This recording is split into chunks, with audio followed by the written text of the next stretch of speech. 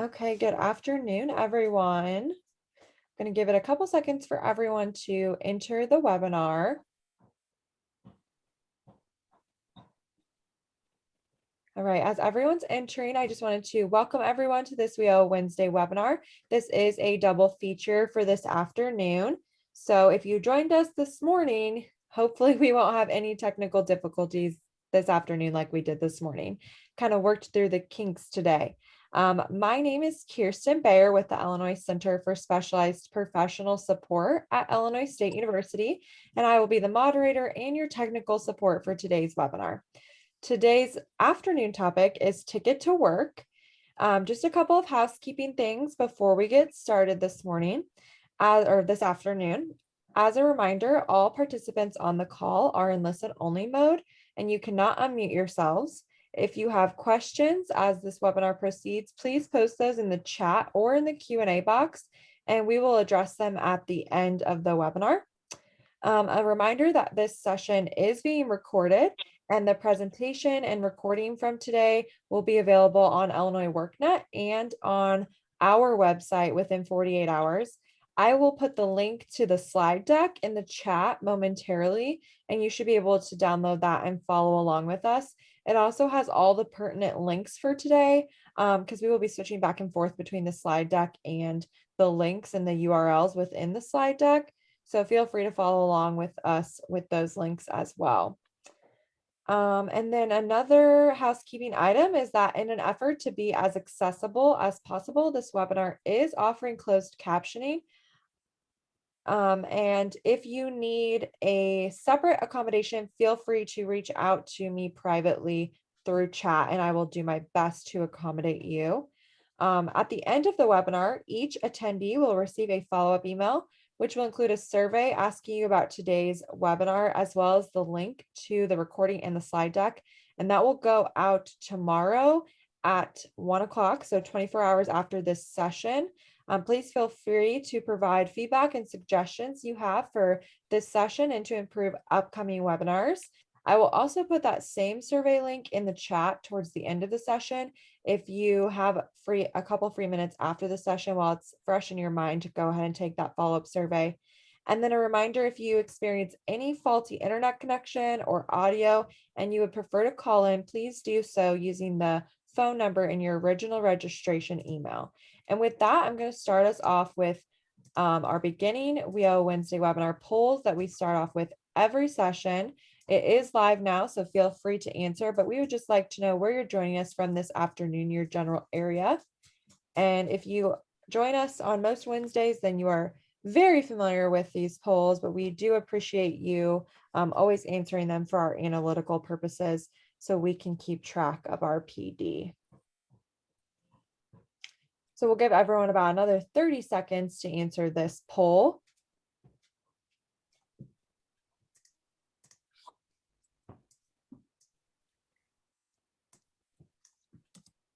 And while everyone is answering that poll, I am going to put the link in the chat for the direct slides if you would like to download them and follow along with us today. So that is in the chat now, so feel free to access that. And then now I'm going to end the poll and share the results. So most of you are joining us from Southern Illinois today, which is great. Thank you for joining us this morning, and the rest of you sprinkled across the state.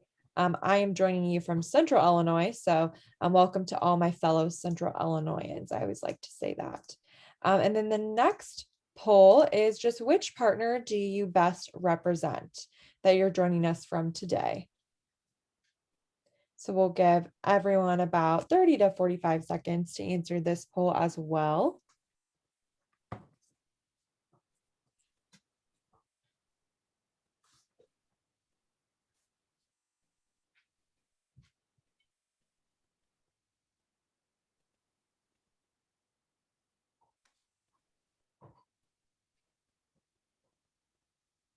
Okay.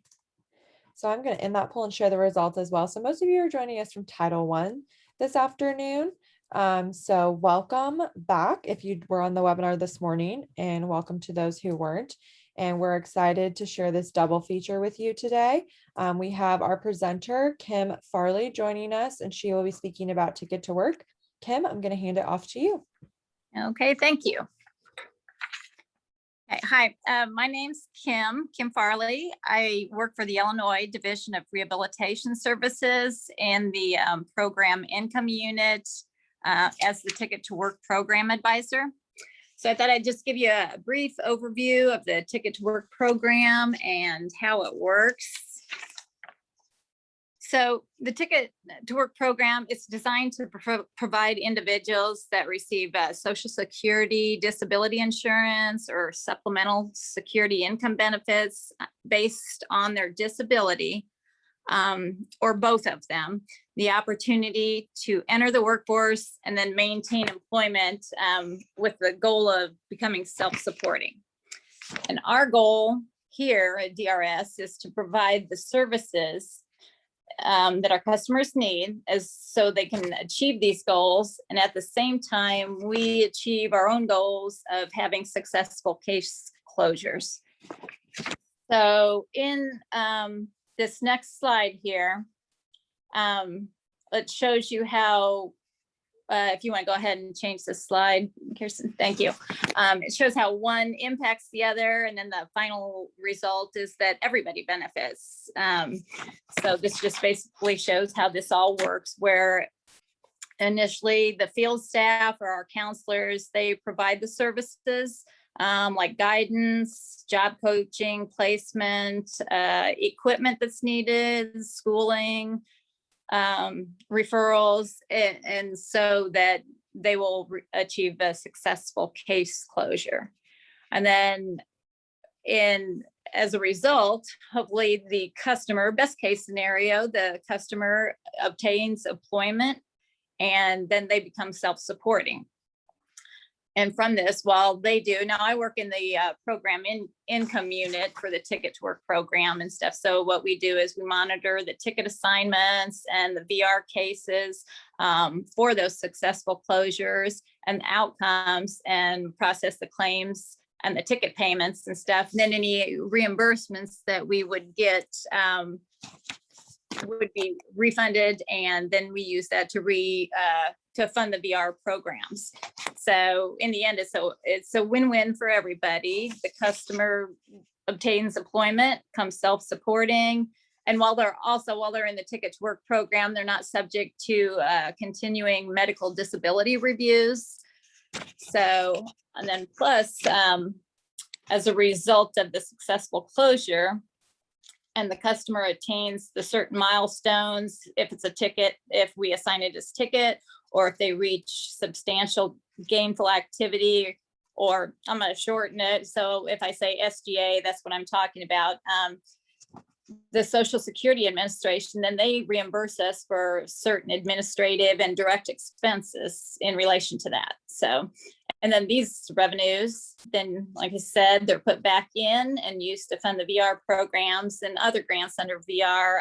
And then the cycle continues. So, the more successful closures we get, the more, if we can get them off to work, we get more funding back in, and we can help more people. So, and also as a result, the SSA, they win also if the customer, they would either reduce, or they may no longer be in need of services or be in need of their disability benefits. So, okay. So how the process works for us is, so like, most of the customers are referred to us by the Social Security Administration, or maybe another employment network, or EN, or another state vocational rehabilitation agency.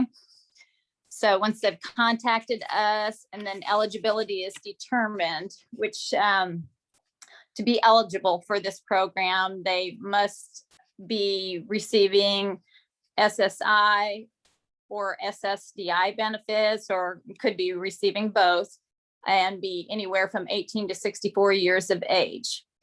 And once eligibility is determined, then the counselor would then create an individual plan for employment and a rehabilitation plan based on their needs. And then at that point is when we get it, and we'll request an assignment of the ticket, and that's sent to the SSA. Okay, so then they would then reply with, they'll give us a determination of whether the ticket's assignable, which is self-explanatory, that we can assign the ticket. If it's unassignable, assigned, or terminated. And so if they determine that the ticket, if the individual already has a ticket that's assigned to another EN or another state BR agency, then we might ask the customer if they wish to unassign their ticket from the other EN or SBR and assign it to DRS. And if they're not sure if they want to do that, then we then just usually provide no cost services, which are usually like guidance, counseling, and referrals. So, and if you can go to the next slide, Kirsten, this will show you, we usually send them a form like this. If it's to another, if they have their ticket assigned to another EN, then when we would send them this unassignment form, have them complete it, and then get that back to the SSA so we can get the ticket to assign to us. Because if it's not assigned to us and we continue to provide services and stuff, and then anytime, say the customer attains certain milestones, or they, if we list it as a cost reimbursement ticket, then we wouldn't be reimbursed for any of the services we provided. So we do try and get them to see if they would unassign that, or like I said, no, just provide no cost services. Okay, so because the federal reimbursements, they all depend on whether they're currently receiving benefits, whether they fall within the age requirements of 18 and 64, or if these certain milestone outcomes or SGA is met. So if it's assigned to someone else, then we wouldn't receive those benefits. So the next one would be if it's designated as an unassignable ticket. And the SSA might list it as unassignable for a few different reasons. One of them being that they have no record of the Social Security number. So maybe this customer hasn't applied for Social Security or not Social Security, but disability benefits. Or they may have filed for disability benefits, but the SSA hasn't made a determination yet. Or sometimes it's also with step cases where they initially received benefits as a child under their parents or their guardian's Social Security number, but they've reached 18 years of age and are now an adult. And so at that point, they would need to apply for benefits under their own Social Security number, unless they're still if they are going to college or continuing higher education, then that usually goes to age 22. But we usually send an email to the counselors when they're nearing 18 years of age. And then also, again, once they've reached 18 years of age, just to encourage them to provide the customer with the resources necessary to apply for the benefits as an adult. And you could go to the next slide, Kirsten. So the first one would be is for Ssdi benefits. And this is not needs or income based, but they must have a disability that's expected to last at least 12 months to apply for Ssdi benefits. Okay, and then they can go on here, and it's pretty self-explanatory. I mean, you can go down, just ask you certain questions if they want to see if they're qualified or not. They can, hit that link also and see if they're even qualified for the benefits and stuff. The next slide is for, I think there was one in between there. One was for Ssdi benefits and the other's for SSI benefits. And I can't see which, got you on my phone here, and it's so small. It's like I can't tell what. Right now, the SSI benefits link is up. Oh, this is for the SS. This is for SSI. Did you want the disability? Whoops.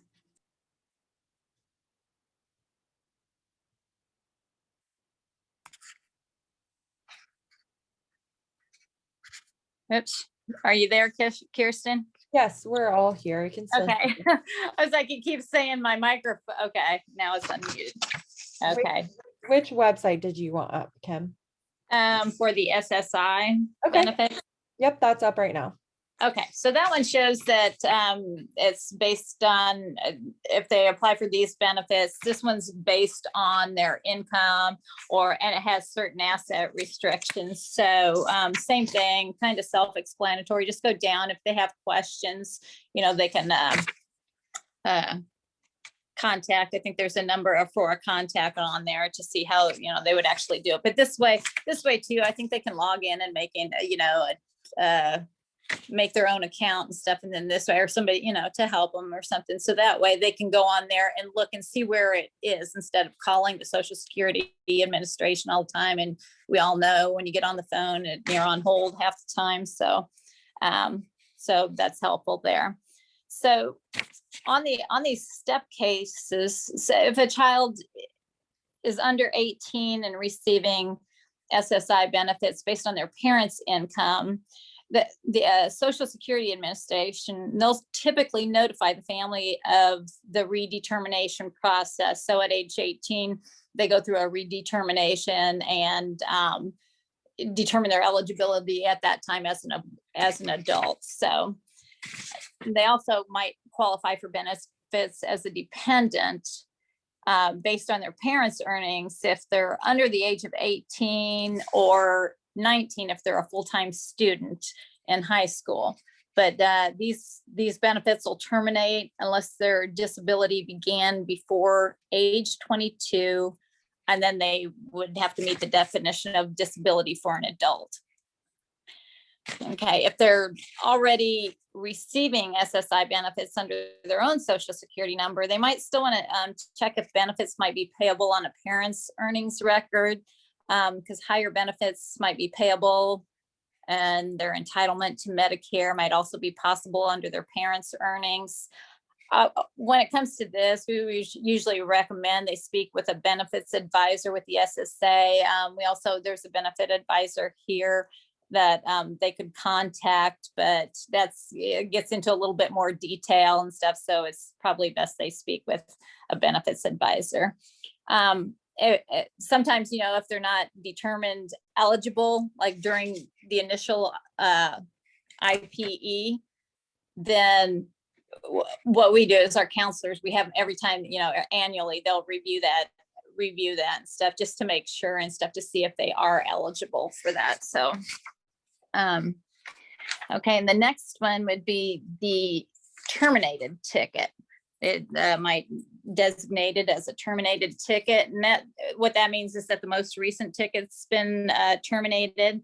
And once that's been done, a new ticket can't be issued unless a rule of exception occurs. If you want to go to the next slide, Kirsten. For some reason, I can't see the slides, but Are you wanting them to see the termination? The one slide that you had for the termination, not necessarily the link. Oh, okay. Here's the link. Here's a link for everyone, and that is in the slide deck, so you can access that. And this is the termination slide that we have. Okay. And this lists, this link would list, there's different reasons that a policy might be terminated. There's usually, there's a general rule, and then there's also, in the general rule, it's usually, it's something other than work activity or earnings. So maybe the month in which the entitlement to their Title II benefits ends, or a disabled widow or a disabled surviving spouse attains retirement age, the month following the month in which a Title 16 or SSI recipient attains age 65, So those are a few of the general rules. The special rules are when a ticket might be terminated because of worker earnings. If it, say they reach all the milestones, or in the case of a cost reimbursement ticket, they obtain SGA, the substantial gainful activity. If they obtain that for 9 out of 12 consecutive months and stuff, then it would be terminated for that reason also. They could also go in and if they want to, they can appeal that determination and say their benefits are reinstated.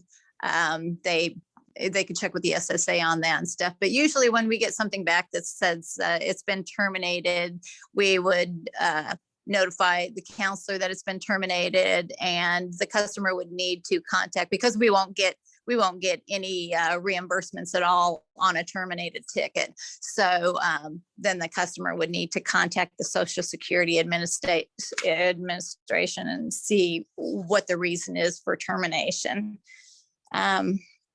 Okay. And then there's also tickets, which we call their cost sharing or dual ticket holders. So that's when, like in some instances, like 2 separate agencies will provide. A lot of this is with schools. This happens, maybe the customer is going to school out of state. So 2 different state VR agencies might be holding the same ticket. But since they both can't be listed as the ticket holder on the Social Security on their portal, they recommend the Social Security Administration. This is their best. They don't have any set plan yet for this and stuff. I've asked them, several times and stuff, and they still don't have anything in writing really, but they ask that we coordinate with the other EN or the other state VR agency, just to make sure that similar services aren't being provided by each, because whoever becomes the ticket holder first, and if we provided, say another state VR did, and then we provided the same services that state did, we wouldn't be reimbursed for that. But so we just have to make sure that the same services aren't being provided. The actual ticket holder, like I said, they would have priority consideration over the secondary one. So, if we were the secondary one, that would be the case. And usually with that now and stuff, all we can say is like coordination, communication between both state VRs or the EN. It's really important, because that's the only way we can monitor if the customer, especially if they're living out of state, for some reason, we don't have access to the earnings of individuals from other states. I don't know why they don't do it nationwide, but we just have Illinois. So, sometimes if we file a claim or we don't file a claim even and stuff, this customer could have been working for 9 months, out of state, and we would have no record of it until they deny us or something because it's too late, and so it's good to have coordination with the other EN or SVR. So how we determine if it's a cost reimbursement or a ticket payment, or it is usually based on what our counselors, it's based on certain criteria, and it's usually a lot of times first thing is we'll look out there and see if there's other prior assignments listed on the portal and stuff. If it was a cost reimbursement, then we have to list it as cost reimbursement. Or say it's a college case, generally that's gonna cost some, that's going to have a lot of expenses included with that and stuff. So we would want a cost reimbursement, because we would in most cases be refunded more by a cost reimbursement case than we would if it were listed as ticket. And just other items like the notes the counselor puts in, what they list as, their job description and everything like that and stuff. We'll sit there and look with their interview just to kind of determine. I mean, you can determine if a person wants to work part-time. If they're going to work part-time, it's probably best to list it as a ticket. As a ticket instead of cost reimbursement, because they may not obtain SGA under part-time work. So that's basically how we determine the cost and ticket. So the ticket payments, certain milestones and outcomes must be met. If you want to go to the next slide, the ticket or the payments at a glance. Certain milestones and outcomes must be met before the Social Security Administration, before they'll reimburse us for the services that we provide on any ticket. So this just kind of gives you, it's the payments at a glance for 2021. So we usually go the milestone outcome payment method. If say it's listed as ticket, well, all these would be listed as a ticket instead of cost reimbursement. But so in order to reach the first milestone, they would have to, what they say, the trial work level earnings are $940 a month. So for the first month, if they had earnings of $940 that month, at some time in that month and stuff, we would receive a payment of $1,512. And it just goes down. It shows you the second milestone. If they receive 940 within 3 months, within 6 months, then we would receive another payment. So is the total milestone payments that we could receive would be for the phase 1 would be 6,048. And then you've got your phase 2 milestones, which is that with those, they have to reach the SGA level of earnings, which is 1,310 for this year. So, and 2,190 for a blind individual. So, if in phase 2, they reach their gross earnings are above that amount, then we could receive $258 a month up to 18 months. So as a total on a ticket, when we list it as a ticket, so under like an SSI ticket holder, we could receive $26,172, if we received all of those amounts. And the same thing under SSDI, it'd be $27,339. So, and all these are based on successful case closure. So each time we can get, these amounts and stuff, I mean, that's great.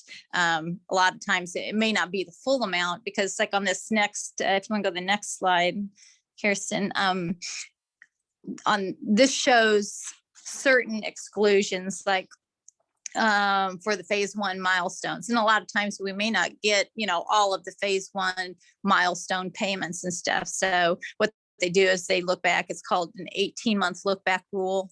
And excuse me, they will go back and see within those 18 months, if they received trial work level earnings during some of these months. And if they do, for certain months, like here on phase 1, we would not receive that if their earnings were above the $940 in the month immediately prior to ticket assignment. So I know this is all confusing and stuff, but this just goes to show like how the the case closures and how the SSA reimburses us and stuff for this. So, and the same thing with phase 1, milestone 2. If a beneficiary worked 3 of the 6 months immediately prior, phase 1, 3, it's 6 of the 12 months, and then the same thing with 4. So we would not receive those payments. Those are some of the exclusions and stuff for the milestone payments. Okay, so on a cost reimbursement case, that's all on ticket payments, since on a one that's assigned as a ticket. And it's also considering that all of these must, what we say is be in like a current pay status. What current pay status means is just that they're receiving disability benefits at the time during the net payment period. And that I'll explain what the net payment period here is in just a little bit, but they have to be receiving benefits during that time. So if we list it, if we list it as a cost reimbursement case, if you want to go to the next slide, Kirsten, they have to have 9 out of 12 consecutive months. Now the 9 months don't have to be consecutive, but the 12 months do. So 9 out of 12 consecutive months, they must earn, like on this list, it shows for this year, it's a blind individual must earn $2,190 in earnings per month. Is that per, yeah, 2,190 per month. And then non-blind would be 1,310. So, you know, even if they get up to 8 months, you know, and then all of a sudden 8 out of the 12 months, and then they, you know, miss and it goes on to the next one, we can't file a claim on that and stuff. So it would have to be 9 out of the 12. Okay, so I'll just kind of show you on this next slide here, kind of gives an example of, this is our cost reimbursements, our ticket payments, and our cost reimbursement payments for the last 5 years. And so like right now, if you look at 2021, it shows that we're kind of right on course with the previous year. We got 3.5 months left to go until the fiscal year ends. So there's a good chance like this year we're already at almost 5,100,000, and last year it was almost 75, or not thousand, but yeah, or last year it was 7,455,000. So we're kind of right on course with last year. We had a really good year one year in 2018, and then it's kind of been steady in between there. That's on my end. That's what I do. It's just like I try and see, you know, it's like a goal for me to see if we can get higher than the prior year. But so I think we're right on course pretty much with last year. And hopefully, you know, we get more successful case closures and more people getting to work. And then once that's done, then, you know, we get reimbursed for that. So, so the trial work period, this is kind of, it's like a test period where if you're receiving disability benefits or SSDI, I guess this is the next slide, Kirsten, but so if you're receiving SSDI, they kind of allow you just to test, because I think a lot of the customers are worried about losing their benefits entirely, and that's why some of them just say they want to work part-time just so they can continue to receive those benefits. But they allow you to kind of test your ability to work for a certain period of time. And it's like I think it's within a 60-month period. If you just get 9 what they call trial work period service months, which means you're earning $940 a month within that 60-month period and stuff. Then once you reach 9 months within that 60-month period, and it could be even sooner than that and stuff, but once you reach that, then you also get an extended period, and it's called an extended period of eligibility and stuff, where in those months, then you have to reach the SGA amount 1,310 before 9 out of the 12 months before you would even before benefits would even cease. So with a lot of these, where it's based on their income level and it can be so confusing to them and stuff. And the only thing I could do, there is to recommend, like I said, that they contact a benefits advisor and stuff, because some of them, like I said, are just so worried, you just barely hit that cap and stuff. And then you hit the, 1,310, and then your benefits cease, and they might be receiving more in their benefits. So their disability benefits and stuff. So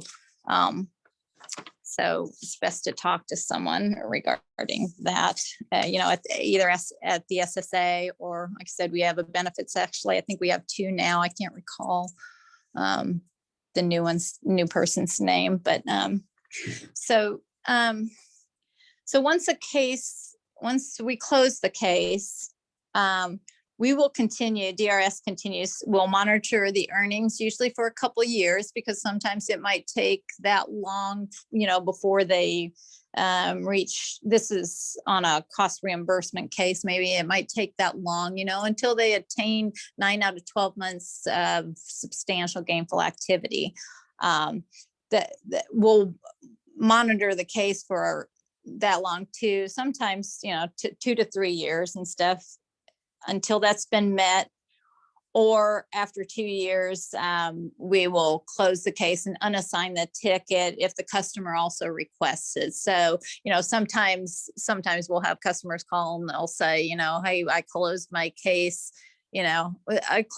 over a year ago, but it still shows it's assigned to you. That's two different things. The counselors might close the case, but we don't unassign the ticket actually and stuff, because we're monitoring the earnings to see if we can get a reimbursement on that case.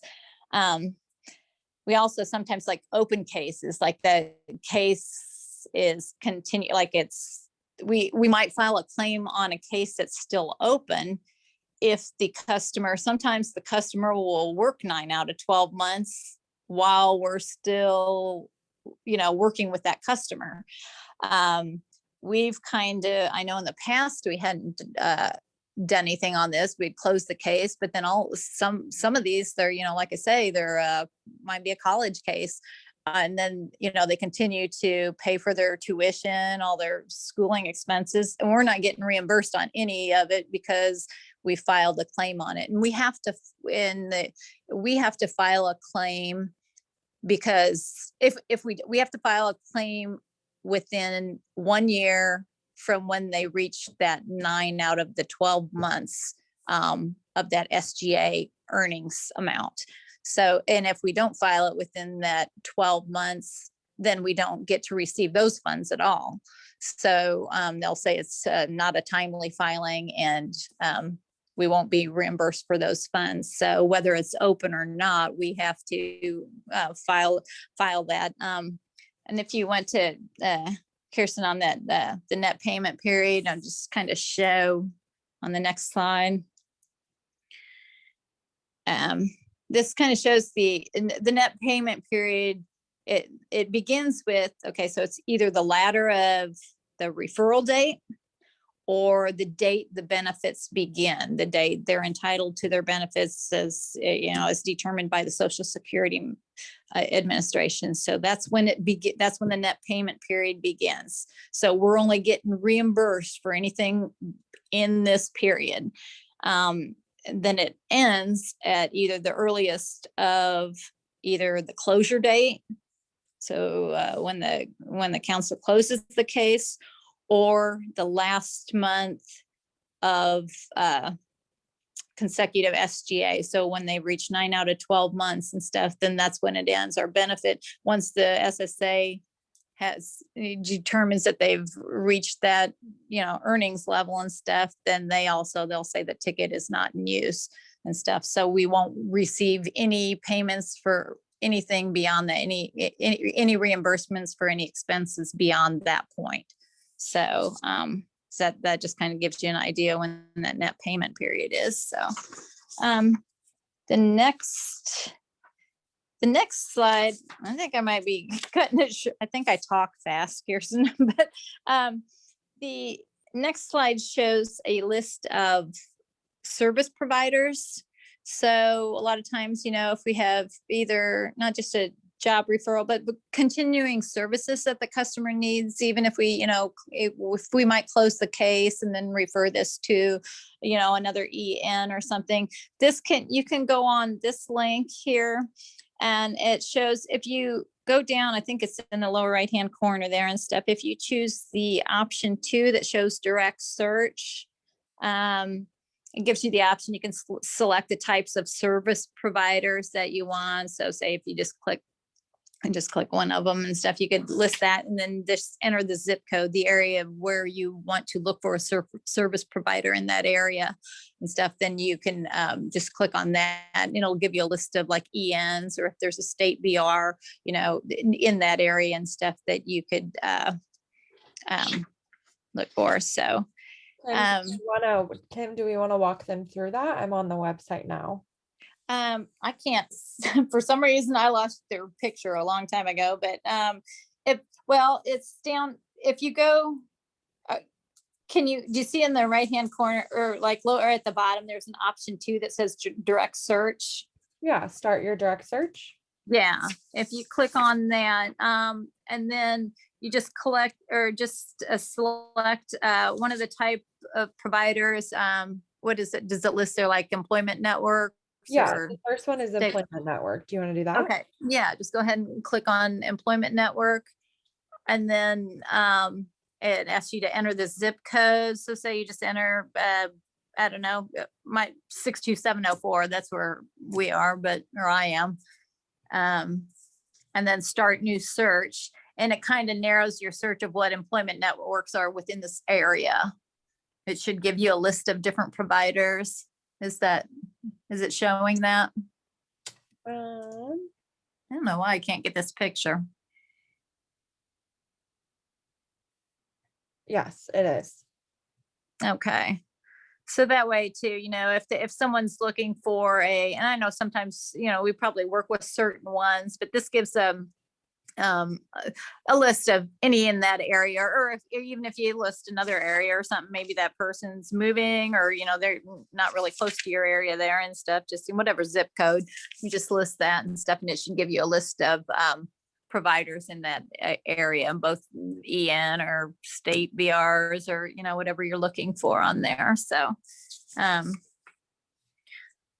yeah, so the next, I don't know if this was on the slide and stuff. I had some of these links and stuff. I just had a list of some of the links that we went through on here and stuff that might be helpful for you, or just maybe to better understand how, what we do on our end and stuff. Because what I like I said, I'm in the program income unit, so I'm constantly watching, we watch the earnings and stuff, or, just to make sure, they're retaining certain earnings, or like the ticket payments and stuff. So some of these, like the ticket payments at a glance, and the, milestone, it helps me to better understand, where the money, why we didn't receive that, or, they'll say it's denied for some reason, and it would help me it helps me to understand stuff like why some of those it's an exclusion for one reason or another and stuff. And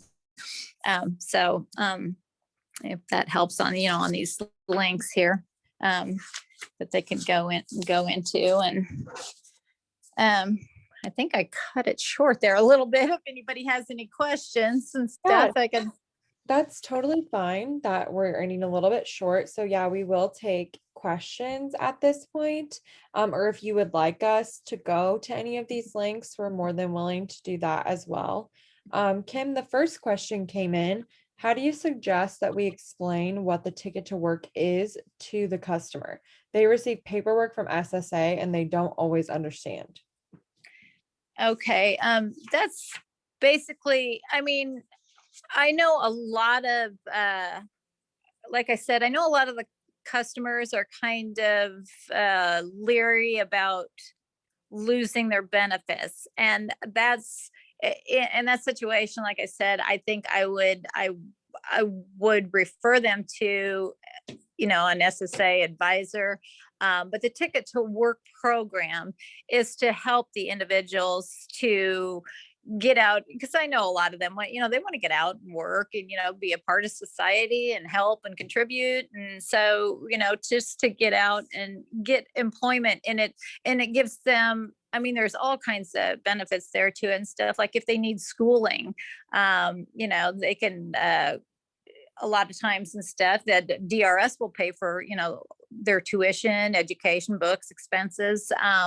So, or referrals, or if they need just like job coaching or, guidance, they have people on the job to help train them. Like some individuals may not feel comfortable, in that situation. So, this Ticket to Work program gives them, I'm sorry, I was like, my voice is getting, it gives them opportunity to get back out into the workforce. And that's usually why they're coming, to us in the first place, is because they want to get out and they want to get employment. And it's just a system. Sometimes it's even, if they need help with a resume or something like that. So, yeah, that if that's what they're coming to us for and stuff, it's just an opportunity for them to have access to, different, things, like I said, referral guidance and all that and stuff to get employment. I don't know if that helped any, but. Yes, thank you, Kim. Okay, so that's the only question that's come through so far. We'll give everyone a couple more minutes to ask those questions. And while we're doing that, I wanted to reiterate that this session was recorded. So if you need to refer back to it in any manner, you can do so. You will receive a follow-up email tomorrow at 1:00 p.m. So 24 hours after this session today. And that email will have a follow-up survey that we ask you take 5 minutes out of your workday to just give us some feedback on not only this session, but any further WEO Wednesday webinar topics that you're interested in, or just really any feedback or comments or concerns that you have about these WEO Wednesday webinars that we're doing every Wednesday. And then as well as I am going to put that survey link in the chat right now. So if you have a couple minutes after this session, while it's fresh in your mind, feel free to do that. I just put it in the chat. And yeah, also that link within the chat that says you can find this session as well as upcoming webinars at that link. That's where the recording will be as well. And all of that information, those links for the survey and the recording, will be in the follow-up email sent to you tomorrow. So you can access all of the information from today. I mean, also say that, if anybody has any questions at all and stuff, they can always, I think was my email on that first slide. Yeah, it's actually up right now, Kim. Your email is. Okay. Yeah, I was going to say anybody can contact me at any time and stuff. I said here to help anybody with questions they might have. So yeah, that's probably the best way to contact me is by email, especially working remote and stuff. Sometimes I'm looking at them, I'm like, I don't know this number at home and nobody leaves a voicemail. So, yeah, if you want to contact me, I'd be happy to answer any questions. Awesome. Thank you so much, Kim. Okay, we did have one more question come through. If a customer surpasses the substantial gainful employment dollar and month amounts, they may lose SSDI. Can they get it back later if things change, say their health deteriorates, etc.? Yes, they can. They would just have to, because usually then once they've reached that like 9 out of 12 months SGA, then generally at that time and stuff, the Social Security Administration will designate their ticket as no longer in use and stuff because they have reached those amounts, and we would be reimbursed at that time for that claim. But they can go back in, and that's like almost like on one of those, might be shown like on the terminated tickets.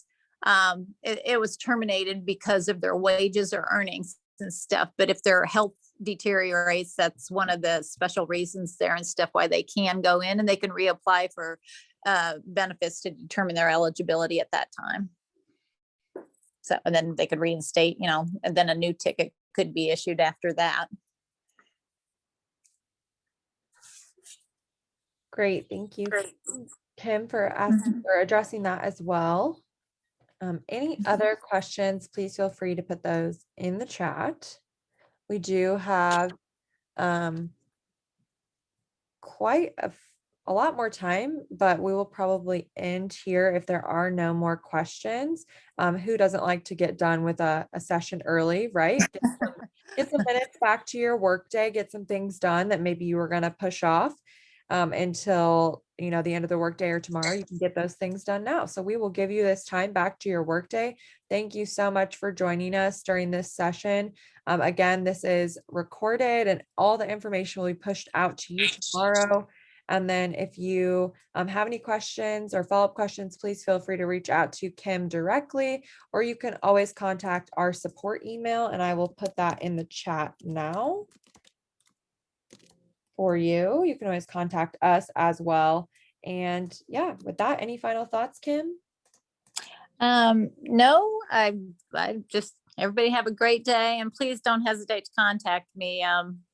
Be glad to help. Awesome. Thank you so much, everyone. Have a great rest of your Wednesday. Thank you. Oh my gosh. Have a good Thanks. rest of your Wednesday. Bye.